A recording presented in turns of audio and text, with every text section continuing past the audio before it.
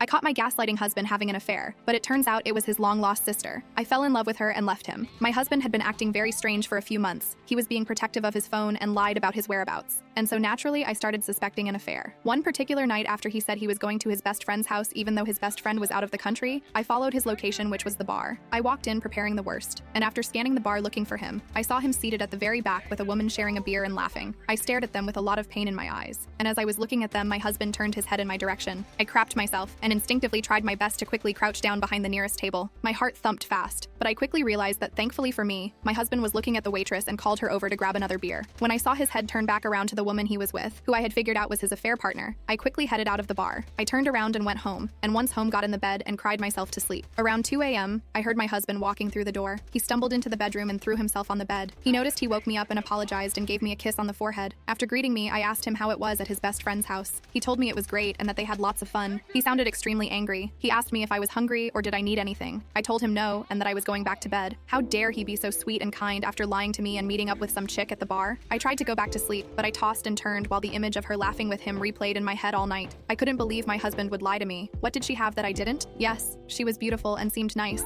but it was the way he looked at her. He had never looked at me like that. Then he had the audacity to come home, lie to my face, and even seemed happier than he was before he left. I finally find myself drifting to sleep. The next morning I rolled over, and next to me were 2 eggs over easy, some bacon, and a piece of toast. In chocolate syrup on the plate next to the toast read, "Happy anniversary, my love." My husband had made me breakfast in bed, but he was nowhere to be found. I got out of bed to brush my teeth, and that's when my husband slipped into the bathroom behind me. He kissed me on the cheek and told me good morning. I squirmed away, and he asked me what was wrong. I told him that I knew that he had been cheating on me with another woman. He looked taken aback and confused about what I just told him. He asked me what I was talking about, and I told him how I knew he never went to his best friend's house, and how I found out he went to the bar to meet some girl, because I had tracked his location. He paused for a moment, and then I saw the ends of his lips form a grin. He laughed. He laughed so hard that he couldn't catch his breath. I shoved him and stormed out of the bathroom. He followed me, still out of breath and belly laughing. "Honey," he said, "sit down. Let me explain." I knew he was cheating. I didn't want to hear it, so I ignored him and left into the living room. Once again, he followed me and asked me to just give him 30 seconds to explain. I didn't want to, but I sat down and listened. He asked me if I remembered the one night that we went out to dinner at the Italian spot. I told him yes, but I didn't understand the relevance.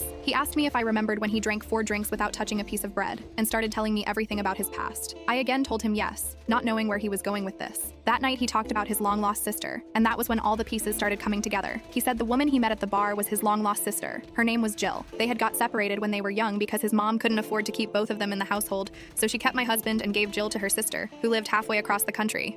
They fell out of contact because her mom couldn't afford the phone bill, and when the aunt who took care of Jill passed away, they didn't attend her funeral. Jill had grown up by this time and couldn't find my husband or their mom for years after. He told me that she finally found him by going through state records of their family. From there, she found his Facebook page. He said they messaged for a while and decided to meet at that bar yesterday night. This made sense, but I still didn't fully believe him, because if that was his sister, why would he lie about going to John's house? I asked him why he lied, and he told me that if he and her didn't get along, he didn't want to introduce me to her or even bring her up. I told him he could have still told me instead of lying to me and making me find out on my own that he was at the bar with another woman. I told him it was the principal. He apologized and told me he wouldn't do it again, no matter how little the lie was. I didn't believe him, so I told him to show me the messages between them, and he showed some messages back and forth with the mystery woman claiming to be his sister and wanting to meet up. After reading their conversation, I asked him how did he know that was his sister and not just some woman. He told me that he saw her last name on her driver's license when they were at the bar. Everything checked out, but I still wanted to be sure, so I told him to let me meet her if she was his long-lost sister. He agreed and texted her to meet up later that night. Any time earlier wouldn't be a great time because we already had anniversary dinner plans at one of our favorite restaurants. It was getting close to noon at this point, and we had a couple's massage booked at 1 p.m., so I told him we better hurry if we were going to make it. We headed to the spa place, and the car ride was quiet. The messages,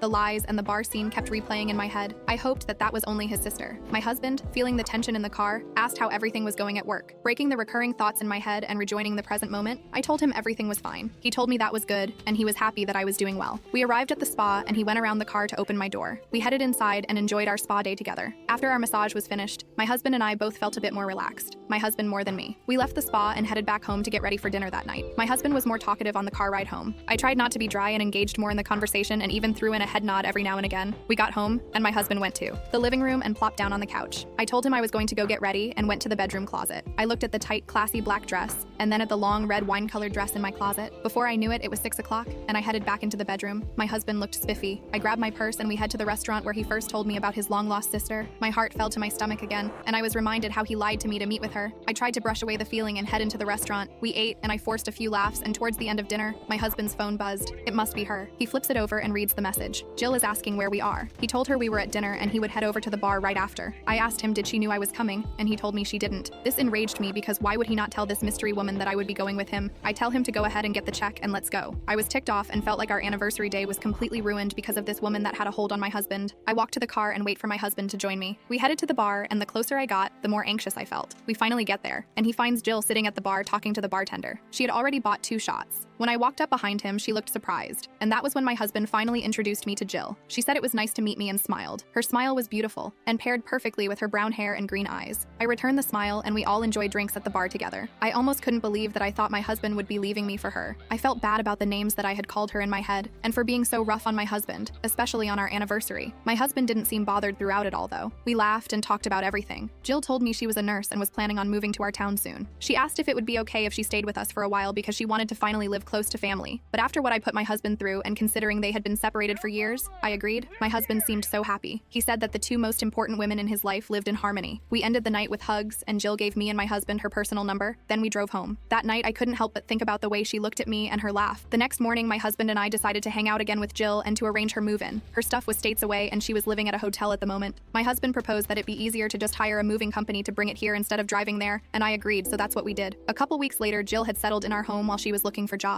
During this time, me and Jill were bound by the hip. We would go shopping together, try out new restaurants, and get our nails done. We had become close in such a short amount of time. She was easily becoming my best friend. After a month of living with us, my husband asked Jill one night at dinner how she liked her stay and if there was anything she needed. She looked over at me and told him that she had everything she needed right here. She smiled. He said great, and to let him know if she needed anything else. As the months went by, I was spending less time with my husband and more time with Jill. I loved the sound of her laugh, and being around her made me so happy. I was cleaning the house more, cooking more, and overall had a better attitude. One night, as I was lying in bed with my husband, I sat in the dark room thinking about Jill. I thought about how she made me feel and how she was as a person. I then began to entertain the thought of possibly living our lives together. It was just a vision at first, until every night before bed, I would imagine these scenarios. After a while, I had to speak to her about it. I had to know if she felt the same way. After a long day of shopping together again, we went to a nearby restaurant. As we sat down and waited for our order, I asked her if she liked me. She laughed and said of course she liked me. Then I asked her again if she liked me beyond just our friendship, and that's when she looked me in the eyes, brought my chin forward and kissed me. She asked if that answers your question. I didn't know what to do, but during the kiss, the imaginary scenarios all flashed back into my mind all over again. I had never told my husband that I was bi, and I felt kinda bad having feelings for his sister, so we both decided to keep it under wraps. A few months later, we were doing everything as a couple. When my husband would leave the house for work, me and Jill would get it on. In the bedroom, in the kitchen, even in the attic if you let us. Then we would cuddle and watch movies together. Our love had bloomed so beautifully over time. I was so happy having Jill there, and she seemed beyond happy to be with me. One day in the middle of having our intimate time, we chose the living room this time. We heard the front door open. We both turned around, confused and alarmed. It was my husband. What was he doing home so early? He looked at us and dropped his briefcase. He asked us what was going on, and we had no words to give him. He asked how we could do this to him and began to cry. I tried to console him, but he pushed me off of him. He said he had a hard day at work and decided to come home early, and couldn't believe this was what he was greeted with. His sister wraps a sheet around herself and tries to go talk to him. They go into the guest bedroom, and I hear a lot of yelling about how she could betray him like that, how he wished she never moved in, and how she should have just stayed in the past where she belonged. I decided to walk in and told him not to speak to Jill like that. His sadness turned to rage quickly, as the anger was directed towards me now. He said that I was an ungrateful wife, and that I was wrong in having an affair, and the affair partner was his sister made him sick to his stomach. He told me that I knew how important we were in his life, and I chose to throw it all away, but I was in love. The following day, he served me divorce papers, and I showed them to Jill. I laughed and said that she was finally getting what she wanted. She laughed and agreed. When I saw my husband during the divorce hearing, he looked like a mess. His hair was greasy and unkempt. He had dark circles around his eyes from what I assumed was a lack of sleep. The glow and cheerful my husband I once knew was dead. I felt bad for a while, but Jill kept me together. A few months after the divorce, Jill and I lived together. We got her a great nursing job and enjoyed our relationship just as we did before, without the need to sneak around.